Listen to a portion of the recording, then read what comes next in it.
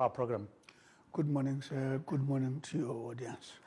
We are going through a very difficult period of COVID-19, and the President has just, in his State of the Nation, touched on a few things that government is doing to sort of respond to the challenges brought about COVID-19 on the economy, which directly affect people on the ground. What's your impression of the President's speech on, especially around COVID-19 and the relief programs?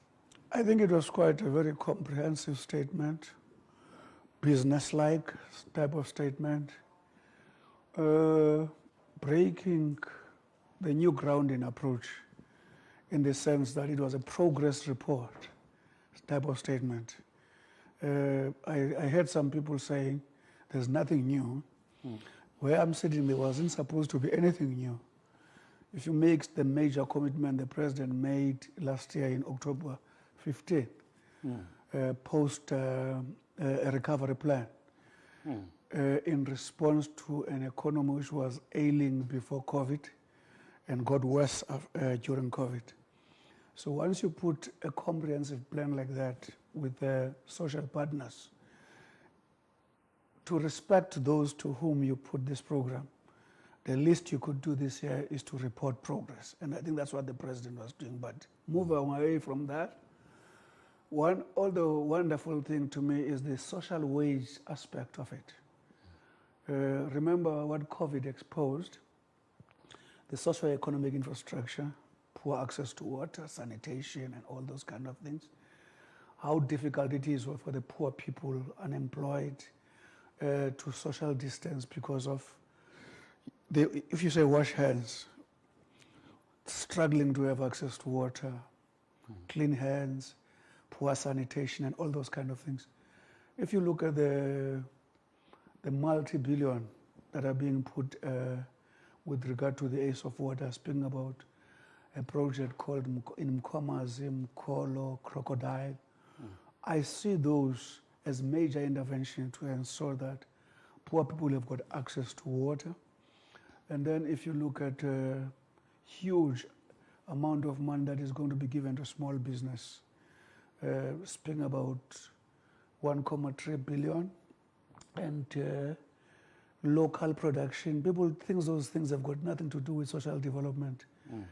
The fact that we will focus on local production, one of the key aspects of the social development, the unit called NDA, National Development Agency, we are insisting, and the minister is in agreement, that a lot of work in the social development should be spent in ensuring that people are empowered to take care of themselves, give them access to economy, economic opportunities, small business, and so on.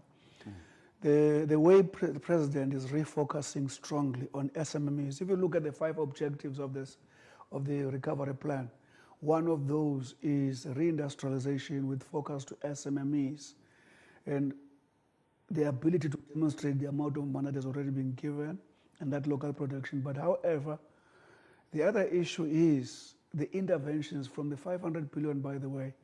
The President was able to ensure that there is a supplementation of the social grant payments to no less than 18 million people. And research has demonstrated that no less than 5 million people have been kept above poverty line. That's very true. But also, we look at government's response with the COVID-19 relief, social relief fund, where unemployed people get about 350 rand a month, which came in very handy because a lot of people had lost jobs. The department had decided not to continue with the program, but later on changed their mind to continue with the program until the 15th of March. What made the department change their mind? Listen, the kind of feedback that we got from this intervention, positive feedback, and the desperation should it be stopped. People were making calls, radios, and everything. And I want to commend the President for making that response.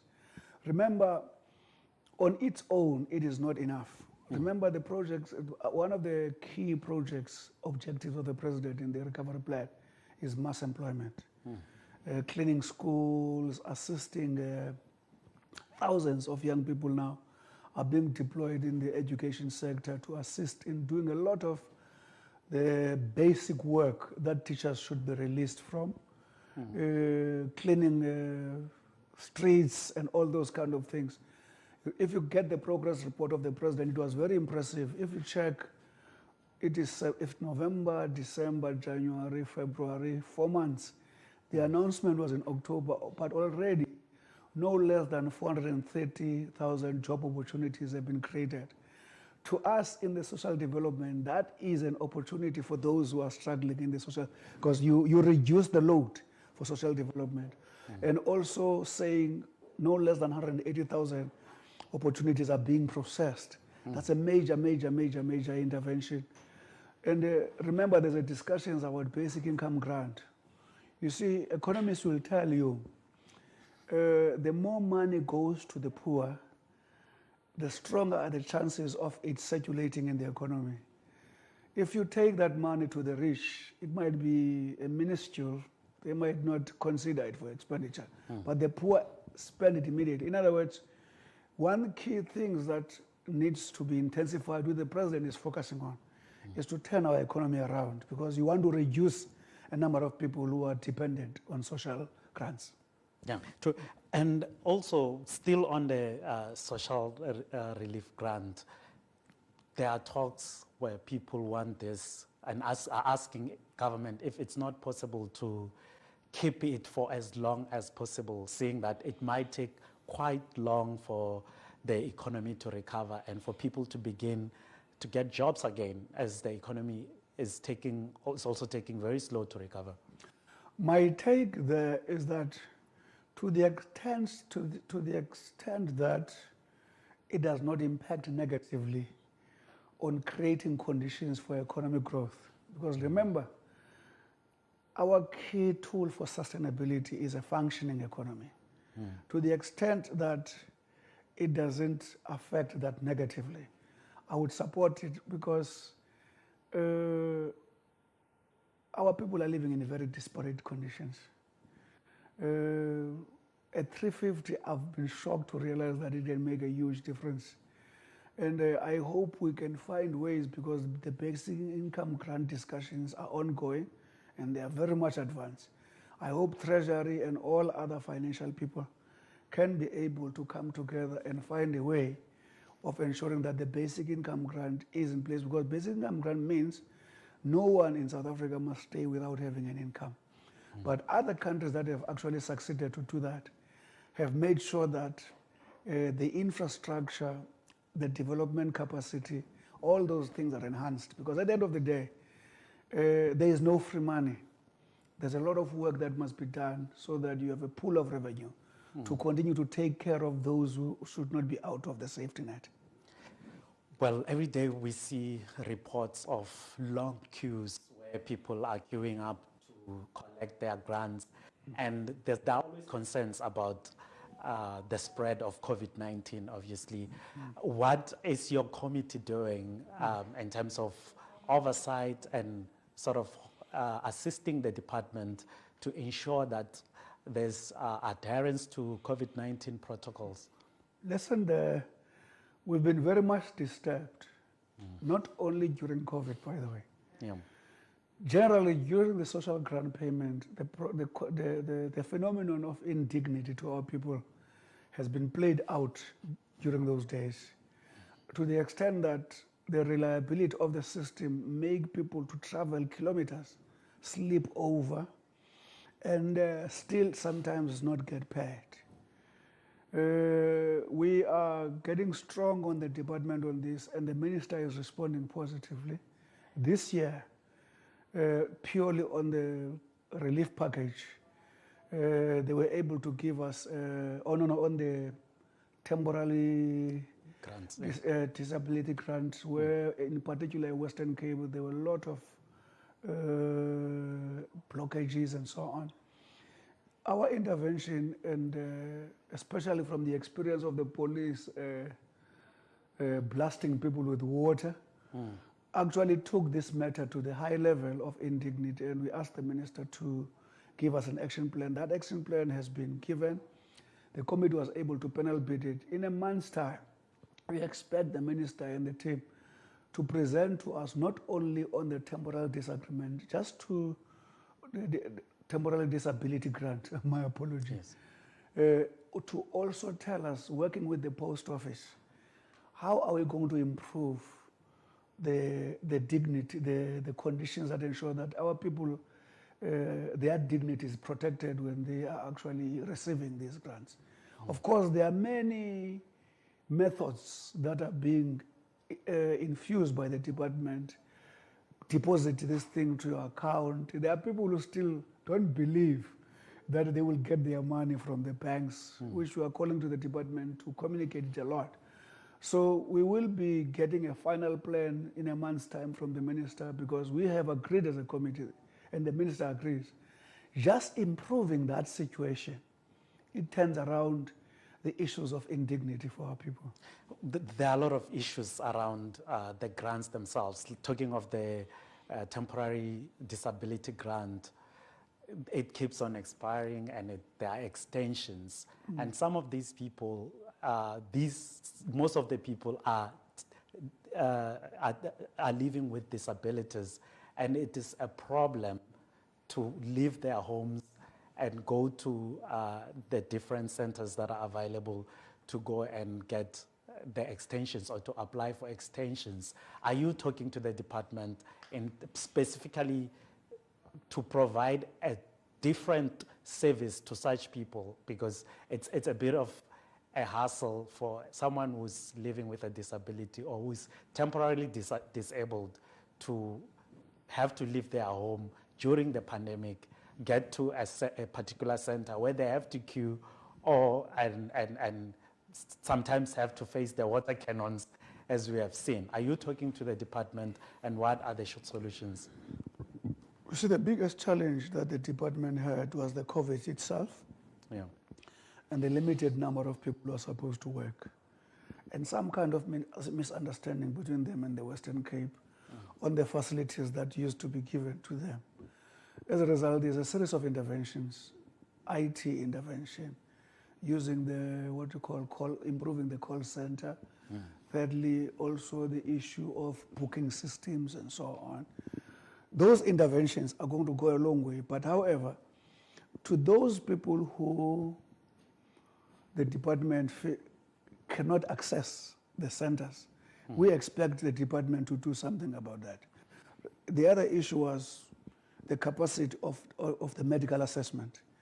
They have actually, they issued some what we call bids to make sure that a lot of doctors are put in the system so that they can fast track the assessment. There's a lot of interventions that are being made, but our duty as a committee on regular basis is to actually oversight those to make sure that they yield, they give the effect that is intended. There's the other issue, a very hot potato was or has been the issue of the ECDs. What's the progress with regards to migrating the ECDs from social development to DBE, in the Department of Basic Education? In our next meeting, I checked the program. I think it's our next meeting, I hope I'm right. We need a progress report on that. It's a matter that we think it should be completed very urgently so that we can optimize the resources of the department, both to the extent that they are efficient and to the extent that all people who are entitled to the benefits that are being administered by the department are there. The other side of the coin, we focus and subject all those who are developing, those who are under education, under a department that specializes in that, so that the Department of the Basic Education is able to take responsibility for the children from the cradle, which is not exactly the way it is now. So as a Social Development Committee, we are interested in the completion of that project. We know it's one of the priorities of the president, but our next meeting will be able to look at that. I hope it's the next meeting or the meeting after next. There seem to be overlap in terms of responsibilities with regards to children between the DSD and the Department of Basic Education. Are you not foreseeing a situation where later on the Department of Basic Education will turn around and say, no, actually, these are the responsibilities of the Department of Social Development? That's why we are interested in actually getting progress report. What we want to look at is, remember, a lot of this infrastructure and the facilities were under social development. But the real content of education and development of these kids is under the Department of Education. That sort of overlap has been creating problems.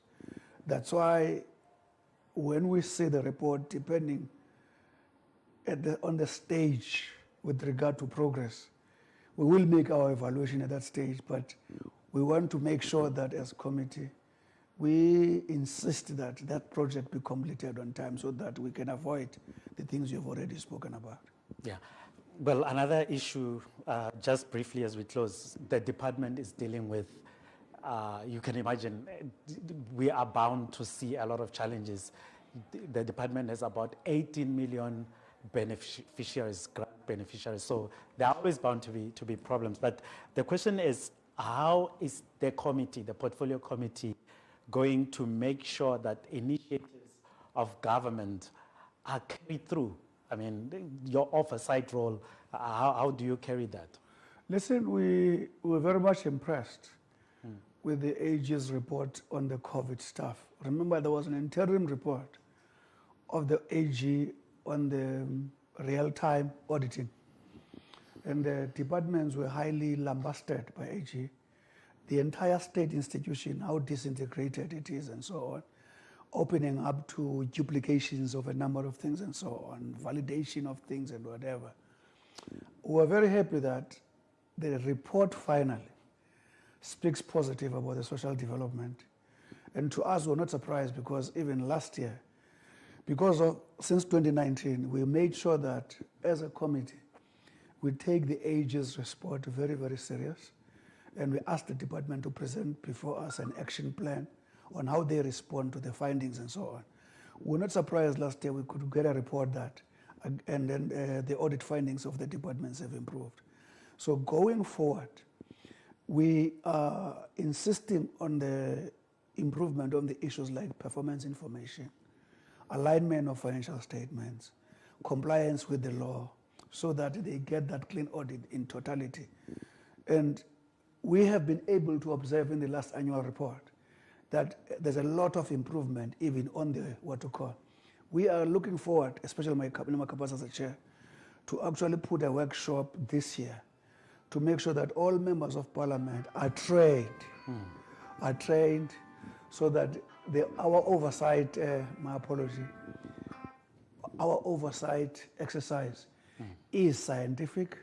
We are able to produce report that can stand as committee, that can stand the scrutiny of independent institutions. We are going to lift the bar as we go on, and we hope by the end of this term, our portfolio committee should lead in what we call credible, effective, and scientific oversight. Yes. Before I let you go, Mr. Gungubele, your committee is sitting with the Children's Amendment Bill.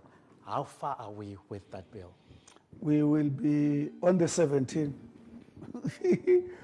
oh God, on the 16th, on the 17th, the department is doing presentations on all the clauses. There will be hearings from provinces, hearing from all other stakeholders. We hope by the end of this year to actually get over and done with that bill. Because the problem is that, maybe should I start afresh? Okay. No, you may. Okay, the problem is that unless we get over and done with that bill, there's a lot of frustrations. Remember the foster care grant? Every 2 years, you must renew. For that to happen, you must apply, and they assess, and they court order. Now, the crisis is the numbers are high, and a lot of people don't get that court orders on time, and there are new qualifications and so on, until the court declared our act illegal. So it is that reason that we had to fast track the amendment bill that seeks to eliminate those things. But however, the social assistance amendment bill has actually taken a significant amount of the load. But the children's amendment bill, once completed, will eliminate the entire problem of that crisis. Just for the benefit of our viewers, where are we with the bill now, the Children's Amendment Bill, and when are we likely to see it going out for public comment or for public hearings? The bill has been forwarded to the committee. The Okay. committee has set a program for public hearings. Okay. I'm saying this week already will be taken through all the clauses. What follows this until June, I guess, is public hearings. Okay. People will be getting the When are they adverts and the likely announcements. to begin the public hearings? Within a month's time, even 2 weeks' time, I think so. I don't have the details of the program, but we are starting now. Okay. That's all I can say to you. Okay, thanks a lot, Mr. Thank you very Gungubele, much. for joining us. There you have it, Mr. Mondli Gungubele, Chairperson of the Portfolio Committee on Social Development, and we hope to see him contributing to the debate on SONA later on this afternoon. Please stay on. We will return shortly with more interviews and more content on the State of the Nation debate. We will be back shortly. As we work to contain the spread of the virus, we also had to take extraordinary measures to support ordinary South Africans. We also had to assist businesses that were in distress, and protect people's livelihoods. The social and economic relief package that we introduced in April of last year is, by any accounts, the largest intervention of its kind in the history of our country. It identified measures worth a total of 500 billion, or about 10% of our GDP, to provide cash directly to the poorest households, to provide wage support to workers, and to provide various forms of relief to struggling businesses. This had never been done in the history of our country. A total of 18 million people, or close to 1/3 of our population, received additional grant payments through these relief measures. It is estimated that this grant lifted more than 5 million people above the food poverty line, helping to alleviate hunger in a moment of great distress and crisis. To date, more than 57 billion in wage support has been paid to over 4.5 million workers through the special UIF TERS scheme. More than 1.3 billion has been provided in support, mainly for small and medium enterprises. In addition, over 70 billion rand in tax relief was extended to businesses in distress. Around 18 billion rand in loans have been approved for 13,000 businesses through the loan guarantee scheme that we put together.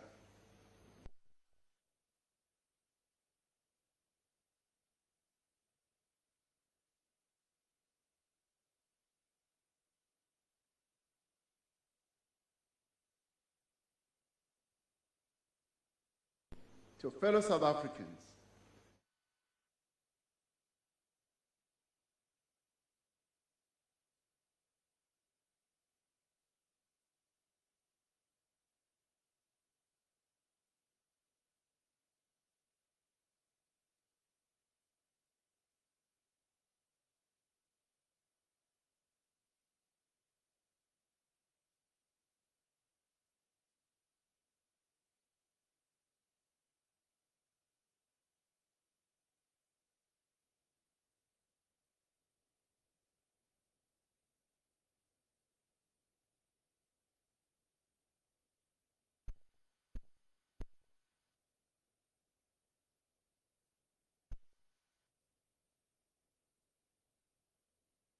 The second priority intervention of the recovery plan is to support the massive increase in local production and to make South African exports globally competitive.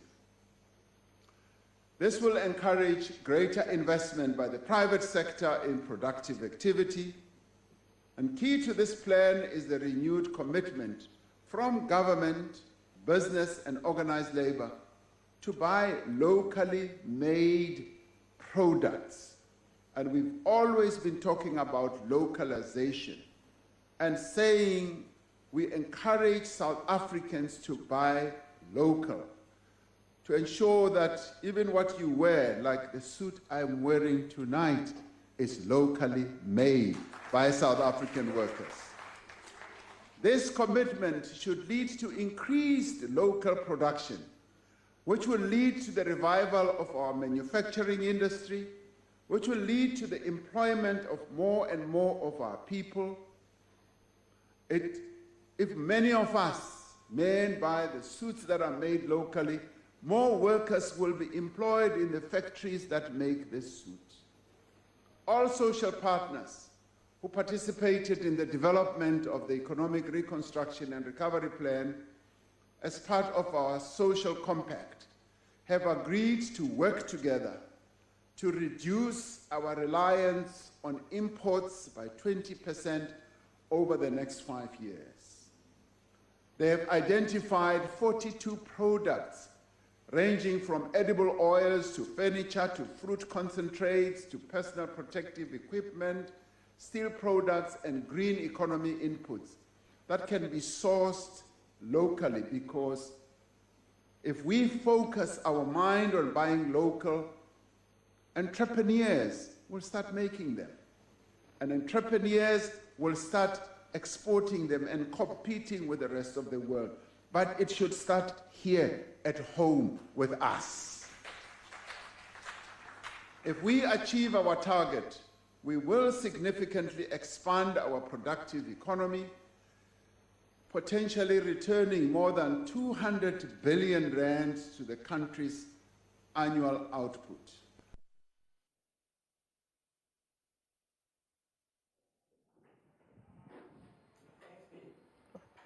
Okay.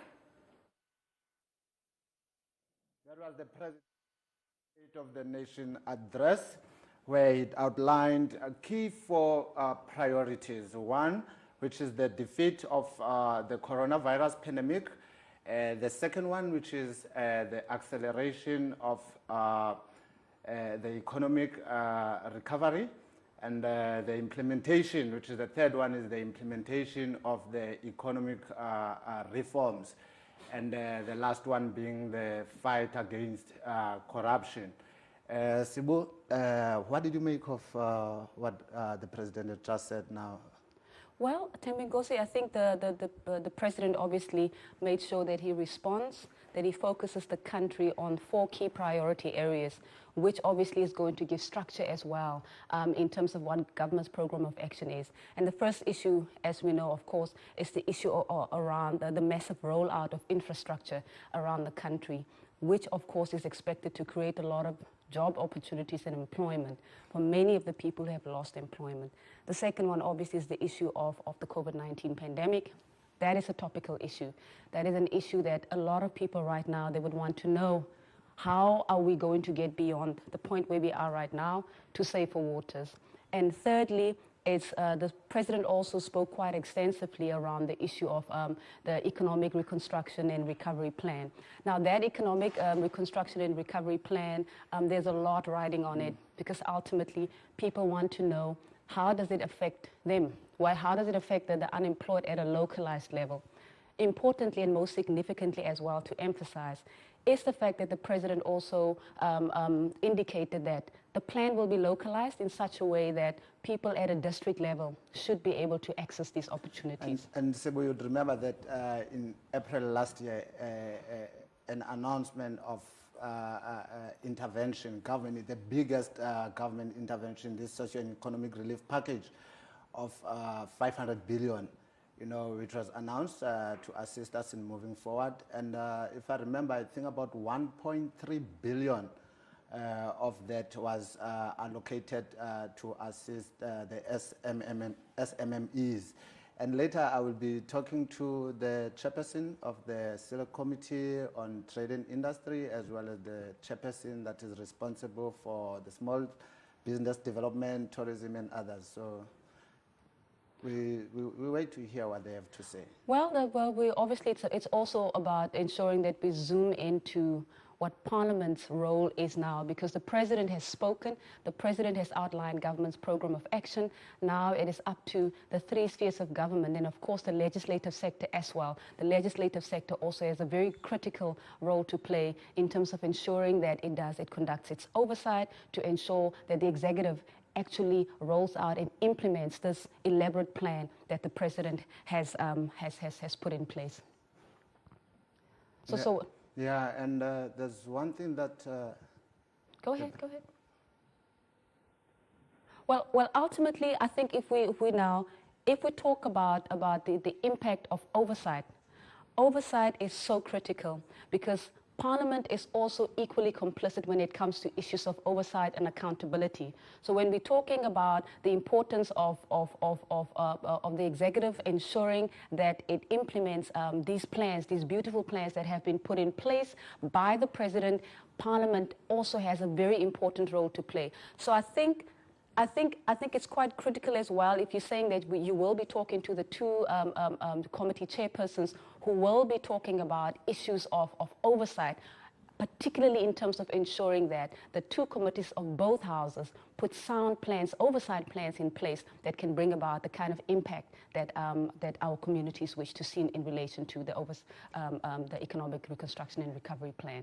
The other issues that I would really love to hear if we had a chance, but we're still trying to get that interview, to speak to the chairperson of the Portfolio Committee on Communications, because we need to hear what role is the committee going to play this time around to ensure that the phased-in switch off from analog to digital that was announced by the President is implemented. You know, you remember that there has been a number of missed deadlines for a switch on from analog to digital, and the President mentioned again that this year would begin again the phasing in of the switch off from analog to digital, and has set another deadline for government of March 2022.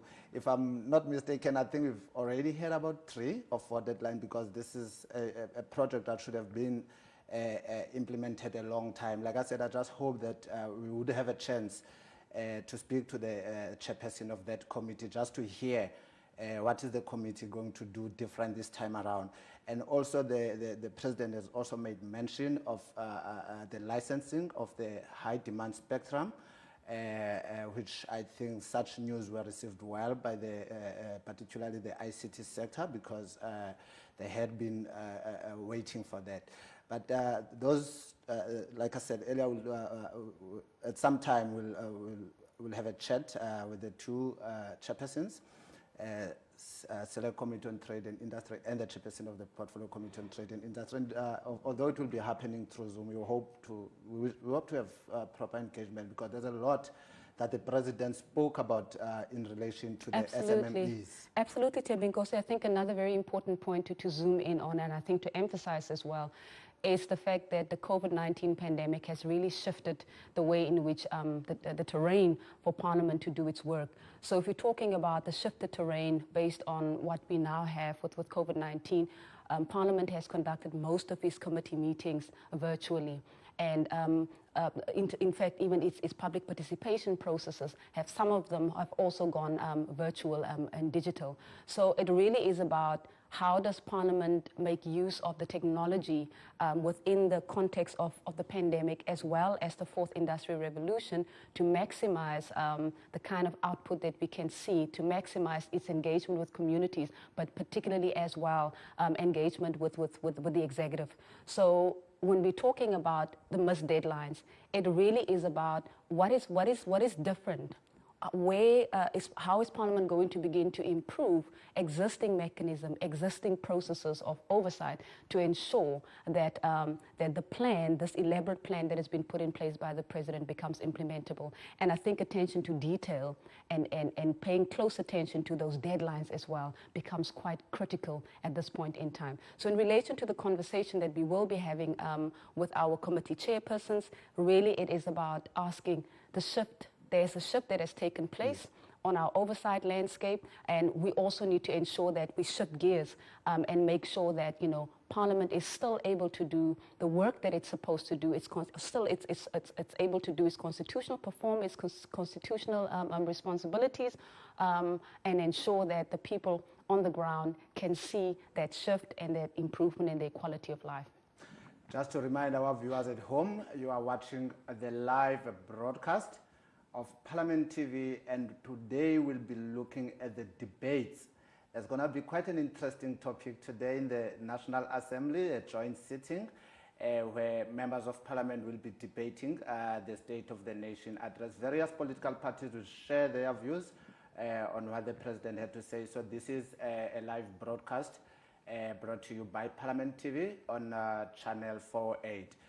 And Sebo, the President spoke extensively about the high rise of unemployment. Currently, we're standing at a staggering 30% of unemployment, and he spoke extensively on that. Something that I would say it is worrying to him. You know, he spoke on unemployment rate that's gone up, joblessness, the inequalities that existed, that would exist because of this outbreak. What do you make of that? You know, Thembinkosi, I think that's a very important question, because ultimately, before the pandemic, there was also a pre-existing context where the economy had been going through a decline. The country was in a technical recession before the pandemic hit, and when the pandemic hit, it just basically exposed, it deepened a pre-existing crisis. So really, there is a need to begin to address these issues. But I think it's very important that we bring our viewers into the discussion, and we just need to hear what the President said on the unemployment, joblessness, and inequality. But it is not just this disease that we must defeat. We must overcome poverty, hunger, joblessness, and inequality in our country.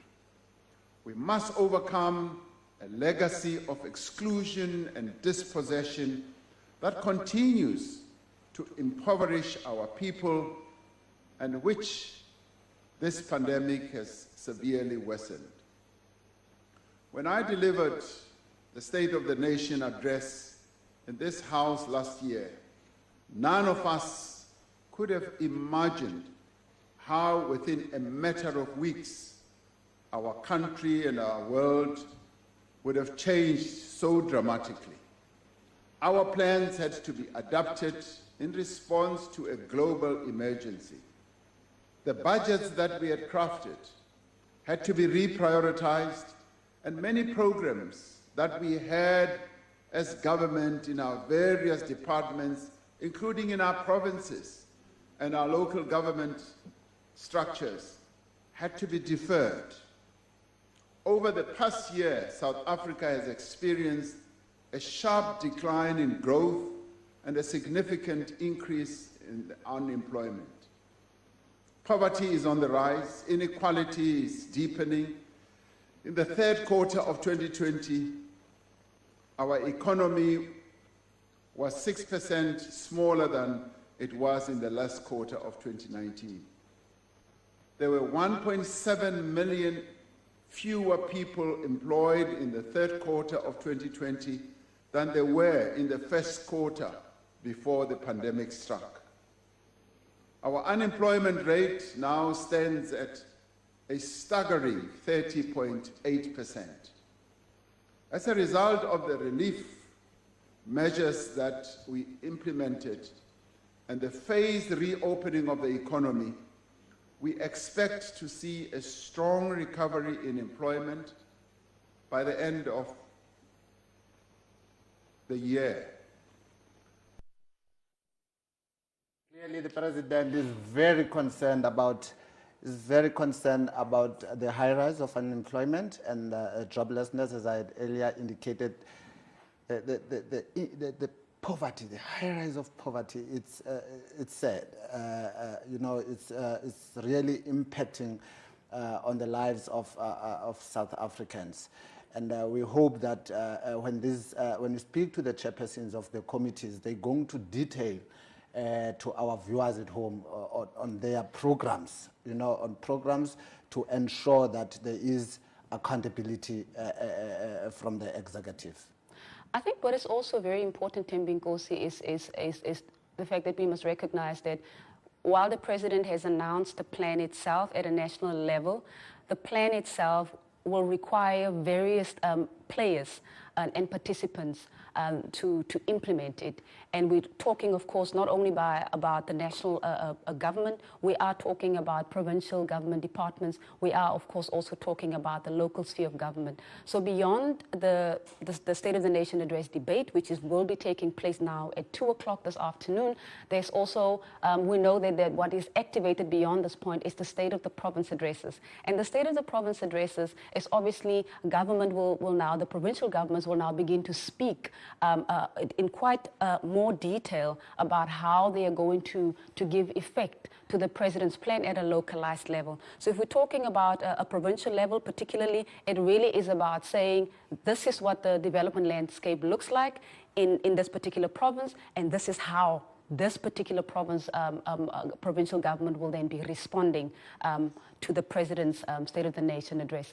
And then another subcomponent, obviously, I mean, the local sphere of government has also been you know, highlighted as having a lot of serious problems, a lot of challenges at the local sphere of government in relation to capacity, in relation to ensuring that, you know, service delivery at the local sphere is also brought to a level where people can see quality for you know, in relation to the implementation of all the policy priorities that the president has been speaking to. So I think in relation to just connecting these dots, it's not just about looking at the president's address in isolation. Ultimately, this address is linked. It activates the provincial sphere to begin planning and implementing. It also implements it also links the local sphere of government. So. All right, and online we have Mr. Dumankosi and Mr. Moiman. There are the two chairpersons, Mr. Moiman, the two chairpersons that oversee trade and industry as well as small business development. Unfortunately, they are coming through to you via audio. We can connect later. Good day, Mr. Ngosi. Greetings, Mr. Dumankosi. That was organized. All right. While we are still waiting to connect, Sibu, what are some of the highlights that President Ramaphosa impressed you on?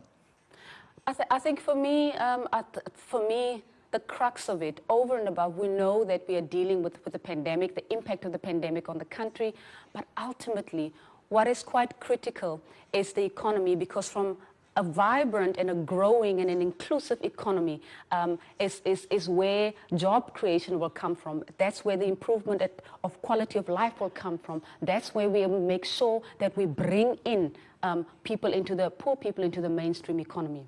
All right, viewers at home, we are still watching Parliament TV, coming to you live from channel 408. And right now we are talking to Mr. Dumankosi and Mr. Moiman. Good morning, gentlemen, and how are you this afternoon?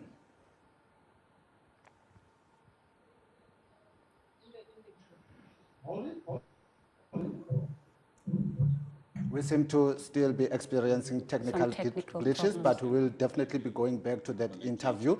Just to remind our viewers at home that we are 15 minutes into the debate that will be taking place in the National Assembly. But let's see if we are able to get hold of them now. Good day to Mr. Nkosi and Mr. Moiman.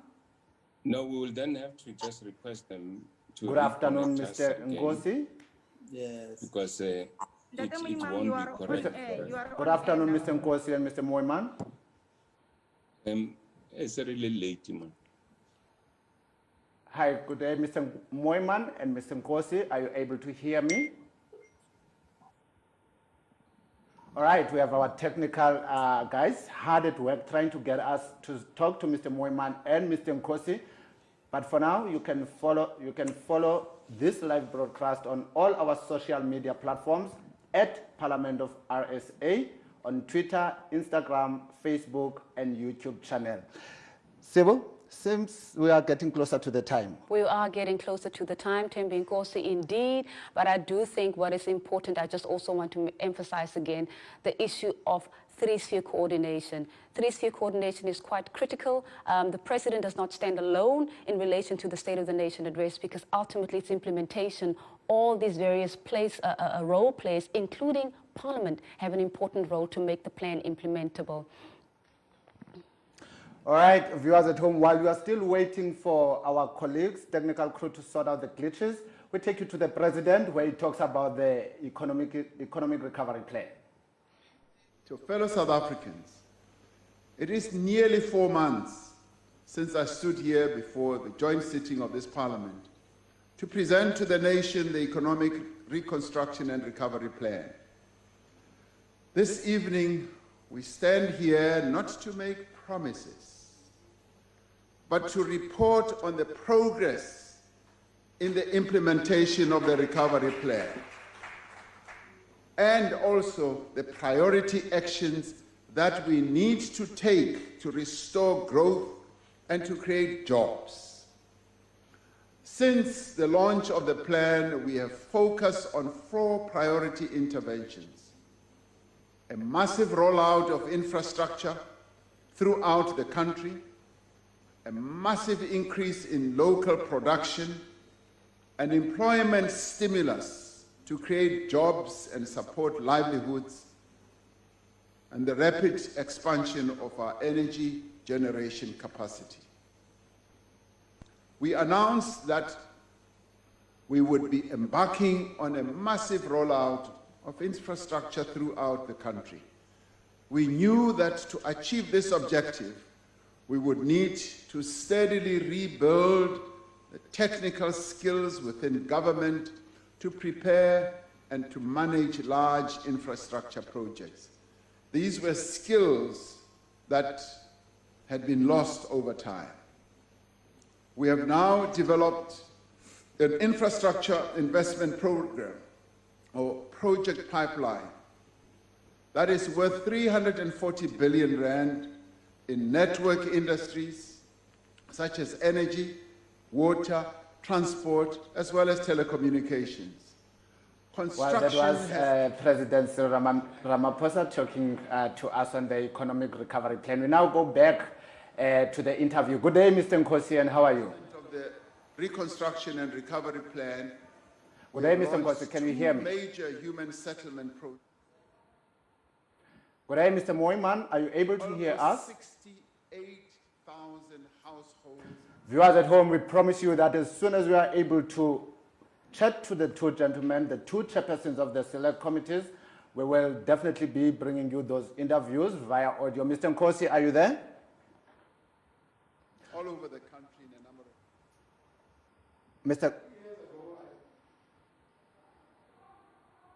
Mr. Nkosi, are you able to hear me?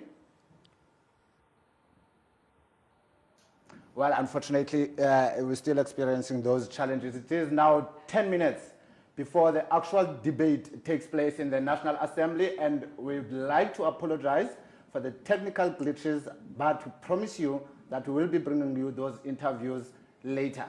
Sibu? Yes, it's going to be heated in the National Assembly It's going to be very heated in the National Assembly this afternoon. Obviously, we know that all political parties that are represented in Parliament have got now the opportunity to give commentary and to just basically assess the strengths and the weaknesses of a government's program of action, as has been announced by the President in his address. So indeed, we're going to hear a lot of varied perspectives around whether the plan is actually a sound plan, the program of action that is, and whether it does have the capacity, to take us forward as a country. And of course, it will take the form of the sitting of last week, a hybrid sitting where a limited number of members will be physically present in the National Assembly, and then the rest of the members will be joining through the Zoom platform that is currently used by Parliament. What I'm anticipating also, Sibulelo, from these discussions that will be taking place at this afternoon is a focus on the vaccine. The past week, the vaccine has been on the headlines. Firstly, South Africans expressed their unhappiness that a vaccine was procured only and then later realized that it was not effective for the second variant of COVID that we have here in the country. However, President has made some announcements, last week where he mentioned that Johnson & Johnson will be coming on board with a number of vaccines that are expected, thousands of vaccines that can be expected in the country to arrive this week. And we know that Pfizer is also on board. We know that COVAX is on board. So we seem to be moving forward with the issue of the vaccine. Absolutely, Thembinkosi. And I think it's important to also emphasize that we are, of course, finding ourselves in a very fluid environment. The global community is dealing with the far-reaching impact of the COVID-19 pandemic. So South Africa is not the only country that is affected. The global community is also battling the impact, not only the social and the economic, but of course we know that it's about managing. Ultimately, the leadership of the president is now quite under pressure. It's in the spotlight because people are looking for hope. People want leadership. They want to see what pronouncement is the president making, and also in terms of making sure that all of the people who have to implement this plan, the overall plan, whether it is the vaccines, the aspects that deals with the health issues, those aspects that deals with the economy, all of the various aspects that will make this country fully functional once again, all of that is now under the spotlight. And I think it's also very important, Sibu, that we don't forget that we also have a role to play in the fight against this pandemic as citizens. We all know that we need to always adhere to social distancing, as you can see in our studio. You always have to wear your mask. You always have to wash your hands regularly, and always make sure that you adhere to the curfew towns as announced by Cabinet. Sibu, how has it been for you personally now in relation to how has COVID-19 affected you? I think the whole country, we've all been affected. I mean, and to also know that we don't stand alone in our experiences.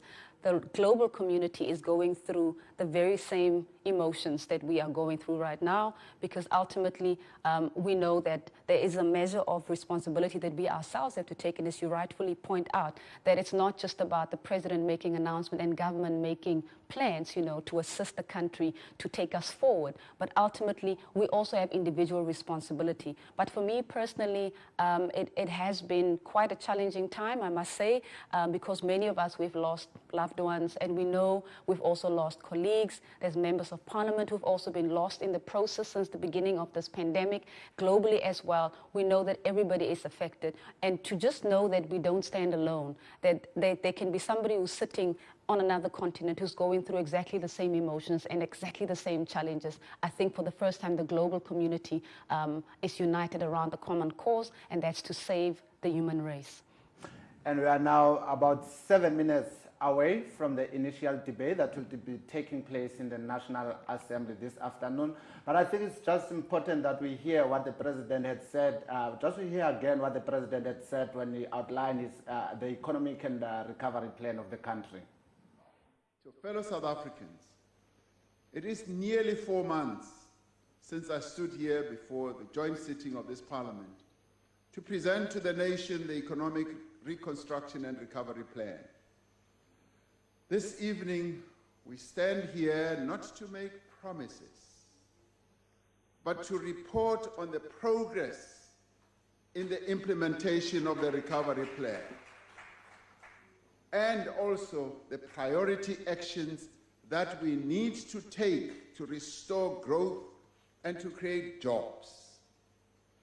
Since the launch of the plan, we have focused on 4 priority interventions: a massive rollout of infrastructure throughout the country, a massive increase in local production, an employment stimulus to create jobs and support livelihoods, and the rapid expansion of our energy generation capacity. We announced that we would be embarking on a massive rollout of infrastructure throughout the country. We knew that to achieve this objective, we would need to steadily rebuild the technical skills within government to prepare and to manage large infrastructure projects. These were skills that had been lost over time. We have now developed an infrastructure investment program or project pipeline that is worth 340 billion rand in network industries such as energy, water, transport, as well as telecommunications. Construction has already started and progress is being made on a number of these projects. Since the announcement of the Reconstruction and Recovery Plan, we have launched 2 major human settlement projects that will provide homes to almost 68,000 households here in Gauteng. Well, not here in Gauteng in the north. Similar human settlement projects are planned all over the country in a number of other provinces. 2 years ago, I spoke about the dream of building new cities that will enable us to make a decisive break with apartheid special development. Many people laughed. Many scoffed the idea of new post-apartheid cities are being conceptualized in a number of places in our country, in a number of provinces.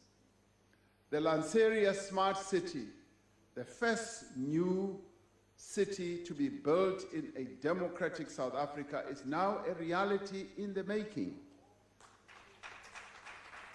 The draft master plan for this smart city, which will become home to between 350,000 to 500,000 people within the next decade, was completed in November 2020 and is now out for public comment. This is reality. It is happening as we speak.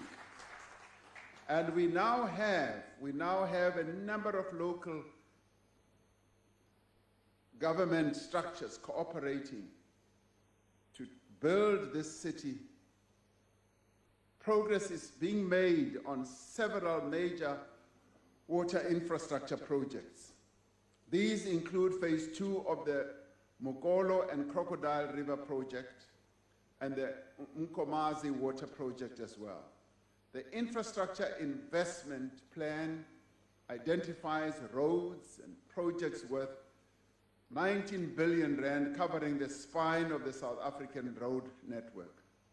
Work is underway to finalize project finance and structuring for these projects. Resources have been committed from the fiscus to support the construction and rehabilitation of the major N1, N2, and N3 highways. These infrastructure projects will lead to the revival of our construction industry and the creation of much needed jobs. The 100 billion infrastructure fund is now in full operation. This fund will blend resources from the fiscus and financing from the private sector and development institutions. its approved project pipeline for 2021 is varied and includes projects such as student housing infrastructure, which aims to provide 300,000 student beds. Another approved project is SA Connect, a program to roll out broadband to schools, hospitals, police stations, and other government facilities. Viewers at home, that was the President of the Republic, Mr. Cyril Ramaphosa, giving us his perspectives and overview on the Economic and Reconstruction Recovery Plan. We are now linking you over to the State of the Nation debate, which will be taking place immediately now at 2 o'clock. So there you have it.